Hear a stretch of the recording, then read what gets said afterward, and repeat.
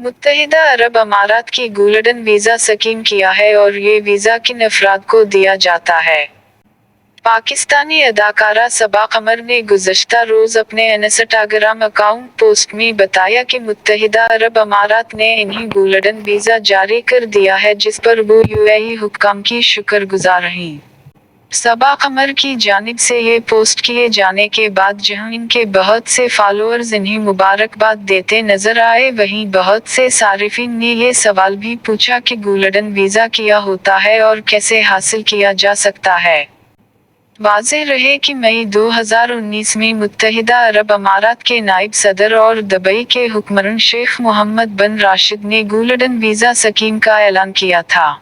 दरहकीकत golden visa एक 10 साला रहायशी card है और इसके इजरा के मौका पर यूएई के नायब सदर ने कहा था कि हमने सरमायाकारों, इंतहाई काबिल डॉक्टरों, इंजीनियरों, साइंसदानों और फनकारों को मुस्तकिल रहाइश देने के लिए गोल्डन कार्ड स्कीम को लॉन्च किया है। गोल्डन कार्ड का मकसद मुत्तहिदा अरब अमारात में सरमाया करने वालों, बैनुल-अक़वामी अहमियत की हामिल बड़ी कंपनियों के मालिकान, अहम शुबों के पेशावर अफराद, साइंस के मैदान में काम करने वालों और बासलाहियत तलबा को मुत्तहिदा अरब अमारात की तरक्की में शामिल और मुतवज्जे करना है। गोल्डन वीज़ा रखने वालों को बहुत से फ़वाइद हासिल होते हैं।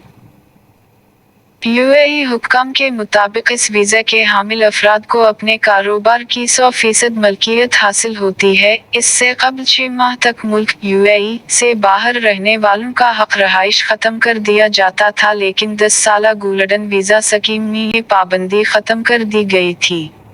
इस स्कीम के तहत तारिकीन वतन के घरेलू मददगारों की तादाद की हद को हटा दिया गया है। नई स्कीम के तहत गोल्डन वीज़ा रखने वाले अपने शरीक हयात और किसी भी उम्र के बच्चों की यूएई में कफालत कर सकते हैं।